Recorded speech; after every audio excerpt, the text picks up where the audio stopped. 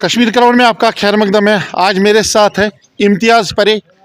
आज हम उनसे जानने की पूरी कोशिश करेंगे कि आप पर क्यों बार बार ताने दिए जा रहे हैं, आप पर क्यों जो बाकी पॉलिटिशियंस है इखवान की जिक्र क्यों बार बार करते हैं, क्या इखवान ने इतना बड़ा गुनाह क्यों क्या किया था और उस इखवान का सजा आपको क्यों मिल रहा है। बार बार आप पर ताने कसे जाते हैं, बार बार आपका जो वैल्यू है वो लोग क्यों कम करना चाहते हैं। क्या आपने इतना बड़ा गुनाह किया है या लोग आपको गुनाहगार बनाते हैं। सीधे ले चलते हैं हम आपको इम्तियाज़ परे के साथ बात करने की पूरी कोशिश करेंगे। सर आपका खैर मकदम कश्मीर क्राउड में। बहुत बहुत शुक्रिया जनाब आपका। इम्तियाज़ साहब, बार बार आपको इखवान के जद में क्यों लाया जाता है, क्यों आपको यानी कि ताने दिए जा रहे हैं, इस बारे में आप क्या कहना चाहते हो। देखिए, इखवान एक बड़ा चैप्टर है। तकरीबन 4, 5, 6 साल का दौर गुजरा है इखवान का, लिहाजा वो 10 मिनट में तो उसके बारे में क्या ब्रीफ कर सकता हूँ। और ये बात सही है कि इखवान के नाम पे मेरे साथियों को, मेरे वर्करों को, मेरे खाना अफराद को हर समय कहीं ना कहीं तंग किया जाता है। जो हमारे सियासत और हरीफ हैं, जो मेरे खिलाफ़ लड़ते हैं, उनके पास हमारे खिलाफ़ सिर्फ यही एक विषय है, यही एक बात है जिसको वह हर समय लोगों के बीच में, हर इलेक्शन में रखना चाहते हैं। देखिए, मैं बताना चाहता हूं कि जब इखवान शुरू हुआ और जब इखवान का खात्मा हुआ बंदूक का, तब मेरी एज बहुत कम थी। इखवान कब पैदा हुआ मुझे वाकफियत नहीं। इखवान बंदूक कब कल्चर ख़त्म हुआ मुझे उसके बारे में इतनी नॉलेज नहीं। हाँ, मेरे फादर साहब बासित इखवान के सिविक कमांडर रहे। ज़्यादा उनका रोल मुझे लगता है कि सोनावारी और डिस्ट्रिक्ट इस ज़िले के अंदर रहा। और मैं हर समय इस विषय पे खुद भी बात अपने साथियों के साथ बैठ के भी बात करता हूं कि मुझे बताइए, क्या जम्मू कश्मीर के कानून से बढ़कर थे वो? क्या आईन के बढ़कर थे वो? अगर उनने कत्ल किए होते, अगर उन्हें लूट खसूट किया होता, अगर उन्हें मारदाड़ किया होता, क्या जम्मू कश्मीर के किसी थाने में उनके खिलाफ एफआईआर ना होता? वो एक बंदूक और बंदूक की लड़ाई चली, गन वर्सेस गन। क्या इखवान ऑर्गेनाइजेशन पर प्लान था? क्या उस ऑर्गेनाइजेशन को पाकिस्तान से ट्रेन करके लाए गए? वो ऑर्गेनाइजेशन यहां बनी, हम क्यों मजबूर हो गए? वो भी एक विषय है, वो भी एक कहानी है। हम छोटे थे जब हमारी माँ हमें कहती है कि जब आपके वालिद को यहाँ से नामालूम बंदूक बरदार उठाकर लेकर गए, हम बड़े जागीरदार हैं। लोग क्या जानते हैं हमारे बारे में? जो हमें जानते हैं उनको पता है, जो नहीं जानते हैं उनको वाकफियत नहीं। इम्तियाज़ साहब, यहाँ मैं आपको रोकना चाहता हूँ। बिल्कुल, जब मैंने भी लोगों से जान के आपसे आज ये सवाल करता हूँ कि आप बड़े जागीरदार थे हाजन में, आपकी बहुत ज़मीन है, आप बहुत प्रॉपर्टी वाले हैं, लेकिन आपको ये दुख लगता है उस वक्त जब आपके खिलाफ बातें की जाती है, जैसे कहते हैं ना कि जिगर छलनी होता है उस टाइम। तो क्या कहना चाहते हैं इस बारे? मलाल मुझे उन लोगों का रहता है जिनके लिए हम बदनाम हुए। मलाल मुझे उन लोगों का रहता है कि जिन लोगों को हमारे घर की वजह से रोज़गार मिला है, जो बड़े बड़े गाड़ियों में घूमते, जिनके आलीशान बंगले तैयार हुए, जो आज अंग्रेजी और उर्दू के बगैर बात ही नहीं करते, और जब मेरे साथी उनको दूसरे सफ़ों में देखते हैं कि वहाँ मलाल रहता है। वो जब मेरे लोगों को कहते हैं, मेरे वर्करों को कहते हैं, मेरे साथियों को कहते हैं कि अब वहाँ पे कुछ रहा नहीं, वो कुछ दे नहीं सकते, वो इखवानी हैं, वो लूटर हैं, वो कातिल हैं, तब मेरे लोगों की ज़बानें बंद हो जाती हैं। क्या मेरे लोग उनको ये नहीं कहते? क्योंकि कहानियाँ मुझे पता है। जब उनको पता लग जाएगी, वो उनको मुंह पे कहेंगे कि ये रोज़गार आपको उसके वालिद की वजह से मिला है, जिसने अपने घर को आग लगाई आपके घर बनाने के लिए, जिसने आज अपने बच्चों को मुसीबत में डाला आपके बच्चों को मुस्तकबिल बनाने के लिए। क्या जानते हैं हमारे घर के बारे में? बहुत सारे लोग लिखते हैं, बहुत सारे लोग कमेंट्स करते हैं, बहुत सारे लोग, मैं पढ़ता रहता हूँ, बहुत पॉलिटिकल पार्टीज़ के साथियों। मैं देखिए फेसबुक के अकाउंट पे कोई लिखे, वहाँ पे लिखे ये हाजन का इख्वान है, हाजन का कातिल है, ये लूटर है, मुझे उस पर उस पर कोई फैसला नहीं करता हूँ। मैं ग्राउंड लेवल का वर्कर हूँ, मेरे लोग ग्राउंड लेवल पे जुड़े हुए हैं। अगर हम बात करेंगे सोनावारी की, सोनावारी कॉन्स्टिट्यूंसी की, हर बार जब आपका इख्वान का टैग लगा था या आज भी आप है, तो 11 से 12,000 वोट आप लेते चले आए हैं। आप उन लोगों को क्या जवाब देना चाहते हैं जो लोग आपके ऊपर बातें कसते हैं, जो लोग आप पर बार बार कहते हैं कि इख्वानी का बेटा है, कातिल है? देखिए मैं बताना चाहता हूँ, हमारे घर के खिलाफ या हमारे सियासी ज़िंदगी के खिलाफ उनके पास और कुछ कहने के लायक है ही नहीं। यही एक विषय है जिस पे वो लोगों को रोक देते हैं, यही एक विषय जिस पे जब वो सियासत में आके हमारे खिलाफ लड़ते हैं, यही एक बात लेकर आते हैं। उनके हज़ारों मामलात मेरे पास हैं। आप उसी कुकपरे के बेटे हो। जब 2014 में सैलाब आया, मैंने आपको खुद देखा है, मैं भी ड्यूटी कर रहा था उस टाइम। आपके पास कहते हैं ना कि वो आधा ही पैजामा लगा हुआ था, दिन रात आप मेहनत करते थे। क्या वो लोगों को याद नहीं रहा? देखिए वो अलग विषय, मेरी देखियो ये मेरी इखलाकी जिम्मेदारी थी। मैं भी एक नुमाइंदा रहा हूँ, ठीक है, मैंने इलेक्शन हारा है, लेकिन मेरी एक इखलाकी जिम्मेदारी बनी है हर समय कि मैं अपने लोगों की खिदमत करूँ। मैंने छोटी उम्र, मेरा बचपना ज़ाया हो चुका है, मेरे स्कूल के दिन मैंने खोए हैं।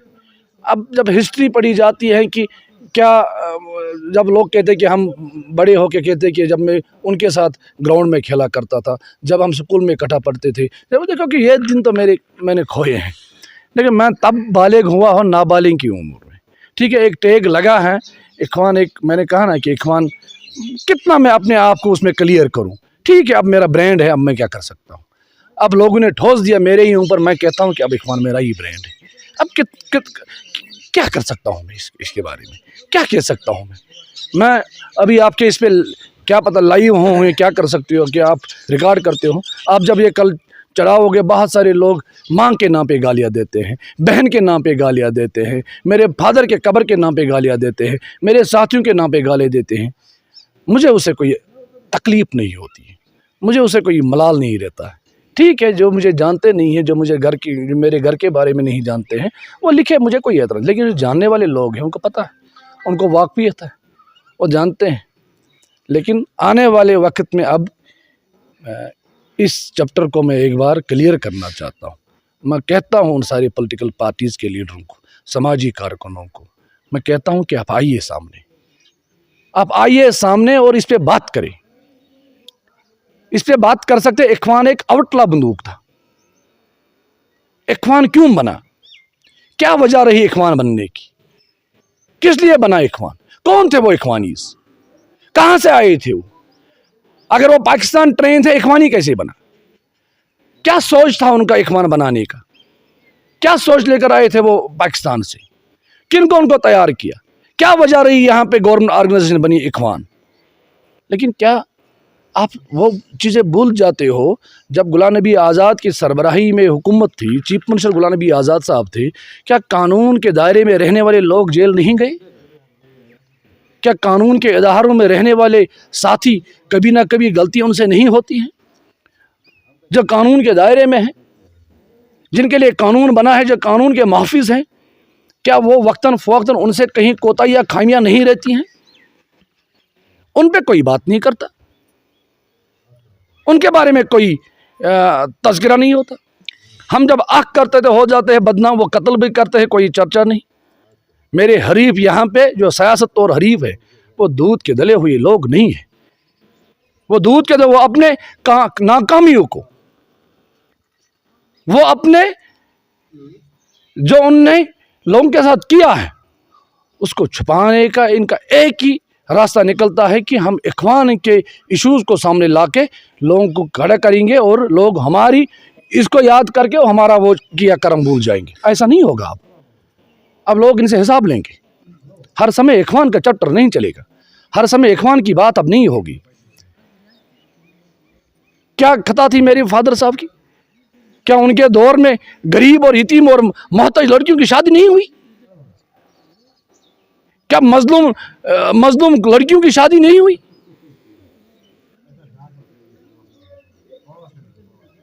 वो एमएलए रह चुके हैं सोनावारी के, क्या उनने काम नहीं किए जो उनने उस समय करके दिखाया? वो मुझे आज, ये लोग मुझे आज दिखाए कि उनके दौर हुकूमत में क्या रहा। एक हमारा यहां पे एसके बाला है, इखवान के दौर में उनके रोजगार में कभी हाथ नहीं पड़ा, उनके नॉर्मल रिसोर्सेज कभी बंद नहीं हुए। इखवान को आप कातिल समझते हो, इन लोगों को कातिल नहीं समझ, जिनने उनके रोजगार में, उनके पेट पे लात मारा है। क्या यह कातिल नहीं है? क्या यह लूटर नहीं है? और वही लोग उनको जज्बाती बना के वोट हासिल करना चाहते हैं, कहते हैं कि जब हम बनेंगे तब हम आपके कारखाने खोलेंगे। क्या तब कल तक तो यही लोग इक़्तिदार में थे, कल तक यही लोग उनके लीडर बने हुए थे, कल यही एमएलए थे, यही एमएलसी थे, आज भी यही इदारों में बैठे हैं। हमें तो कभी मौका नहीं मिला। अगर मेरे लोग उनके सफ में शामिल है, वो खौफ और दहशत की वजह से, इनकी वजह से, कहीं पुलिस वाला गलत इस्तेमाल ना करे, कहीं एजेंसीज को हमारे पीछे ना लगाए, वरना जो शफकत मेरे फादर साहब के दौर में चली, लोग आज भी उसको भूल नहीं पाते। लोगों को याद है डेवलपमेंट कितनी हुई, क्या था हमारे हाज इनके अंदर। इन लोगों ने इस पूरे एरिया को एक साजिश के तहत नजरअंदाज किया, जज्बाती बना के लोगों को जज्बातों के साथ खेला जा रहा है। क्या अकबर साहब हिंदुस्तान के बड़े ऐवान के मेंबर नहीं है? क्या वो वहां एसके बाला के रोजगार के बारे में बात नहीं कर सकते? क्यों हम बार बार यहाँ के लोकल अफसर्स को फोन करेंगे, कब होगा, कब यह रास्ता खोलेंगे? क्या वहां प्राइम मिनिस्टर या होम मिनिस्टर या बहुत सारे मिनिस्टर्स वहां बैठे, गवर्नमेंट ऑफ इंडिया दिल्ली में है, उनके मेंबर है वो वहां पे, क्या वो वहां इनके बारे में बात नहीं कर सकते? अपने लोग आज तो बड़े हरीफ कहते हैं कि हम बड़े बड़े लीडर्स, क्या वो उनके जब ये कॉन्स्टिट्यूंसी को तब्दील कर सकते हैं, जब ये सीने पे हाथ रखे कहते हैं कि ये मैं कर सकता हूं, अब ये तो करके दिखाओ। क्यों खेलते हैं उनके साथ? क्या इनको आप कातिल के नजर से नहीं देखते हो? ऐसे विषय बहुत सारे हैं, एक विषय को लेकर आप आओगे बार बार, मुझे लगता है कि ये मुझे और मेरे घर के और मेरे साथियों के खिलाफ नाइंसाफी चल रही है। अब लोगों को भी इंसाफ करना चाहिए। क्या मेरे वालिद मोहतरम के साथ उस समय लोग नहीं चलते थे? क्या उनको खौफ था इखवान का, तब चलते थे? आज मेरे साथ इखवान नहीं, अगर हमने लूट खसूट की होती, क्या लोग नहीं आए होते तो मेरे घर को लूट कर चले जाते? मेरी गाड़ी किसी ने नहीं रोकी रोड पे, मेरे दरवाजे से कोई नहीं आया कि आपके फादर के दौर हुक्म में मुझे लूटा गया। आज इखवान नहीं है, आज गन कल्चर नहीं है, हुकूमतें इनके हाथ में रही है, आज तक कोई एफआईआर नहीं लगा। साबित करके मुझे दे दे कि यहां पे आपके वालिद मोहतरम चले गए थे, यहां उसको मार दिया है, नामालूम बंदूक बरदार ने कहीं हादसा किया, कि वो थोड़ा ना उसका जवाब मैं दे दूंगा। अगर कहीं हुआ भी, क्या उनको रोजगार नहीं मिला? क्या उनको एसआरओ के साथ नौकरियां नहीं मिली? हाँ, जिसने किया होगा उसके खिलाफ कार्रवाई करे, जिसने नहीं किया कि बार बार उसकी इज्जत को आप क्यों उछालना चाहते हो? जो भी निकलता है वो बस इसी पे बात करता है। समय आएगा, इस पे हम बात करेंगे, हम बात रखेंगे अपनी।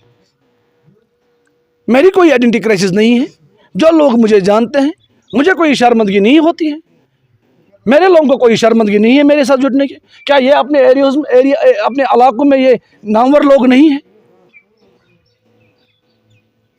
तब मैं अच्छा होता हूं कि जब मैं इनके साथ चला जाता हूं इनके लोगों को जिताने के लिए। आज मैं गलत हूं कि मैंने कैंडिडेट्स खड़े किए हैं। मैं अभी ऐलान करूं कि मैं ये इलेक्शन नहीं लड़ूंगा। मैं अभी ऐलान करूंगा कि मुझे किसी को मैं अपनी कैंडिडेट जो मैंने खड़ी की उसको मैं मदद नहीं करूंगा। मैं वसूख के साथ कहता हूं कि ये सारी पॉलिटिकल पार्टीज के लीडर मेरे दहलीज पे खड़े होंगे कि आज हमें इम्तियाज परे का सपोर्ट चाहिए। इनको ये हमारे कैरेक्टर पे उंगलियां नहीं उठा सकते, ये हमारे किरदार पे उंगलियां नहीं उठा सकते। हम लूट खसूट नहीं करते। क्या जानते मेरे घर के बारे में? ये मेरे दादाजी ने, मुझे लगता है कि 60 साल पहले हज किया था। 60 साल से ज्यादा। पता है इनको? मेरी प्रॉपर्टी मेरी वालिद साहब की नहीं है, मेरे दादा की है। मेरे पास 150-200 कनाल जमीन है। मैं बैंक के पैसों पे नहीं चलता हूं। क्या जानते मेरे बारे में? क्या पता इनको मेरे घर के बारे में? ये वो लोग जानते हैं मेरे घर के बारे में जिनको रोजगार मिला है। आज वही फेसबुक पे आके बातें करते हैं, आज वही अपने एरिया में जाके लोगों को कुछ और बातें बोलते हैं। हमने भी लोगों की खिदमत की है। मेरी कोई काबिलियत नहीं थी सियासत में, मैं आना भी नहीं चाहता सियासत में। अगर मैंने गलत किया और अगर मेरे वालिद मोहतरम ने गलत किया तो हम तो चले गए होते हाजिन से। मैं म्युनिसिपल कमेटी का चेयरमैन बना हाजिन में, तब भी ये लोग इक़्तिदार में थे। आज भी मेरा चेयरमैन है हाजिन म्युनिसिपल कमेटी का, और आने वाले कल में भी मेरा ही बनेगा। डीडीसी इलेक्शन में मेरा मेंबर भी है, ब्लॉक चेयरमैन मेरे हैं। सुंबल से लेके सोनावारी हर एक एरिया में मेरे पंच, कहीं ना कहीं पंच सरपंच भी हैं। हर एक जगह पे मेरी पार्टी बनी हुई है। नाम बिगाड़ना, किसी के नाम के साथ खिलवाड़ करना, अब इनको ये भुगतना पड़ेगा। वक्त आ गया है, अब इसके पर्दे हमें खोलने चाहिए। बहुत बहुत शुक्रिया सर आपका। ये थे मेरे साथ इम्तियाज़ परे, जिन्होंने खुल के ये कहा कि मैं जागीरदार हूँ, जागीरदार था और जागीरदार रहूँगा, क्योंकि ये मेरे बाप की प्रॉपर्टी नहीं है, मेरे दादा की प्रॉपर्टी है। इन लोगों को अपनी गिरबान में जाके देखना है। जो मुझ पर बार बार इखवान का जिक्र करते हैं, उनसे हिसाब देना होगा, उनसे मैं हिसाब लेके ही रहूँगा। आप बने रहे कश्मीर क्राउन के साथ। मुझे दीजिए इजाज़त। खुदा हाफिज़। बारिश हो या बर्फ, आंधी हो या तूफान, अब पावर बैकअप के लिए नहीं होना परेशान। हनीफ मोटर्स के पास आए हैं एलिमैक्स पावर बैकअप जनरेटर्स। खरीदने के लिए विजिट करें Hanif Motors, MA road, Srinagar, या डायल करें 6006 750045 या 9419011444।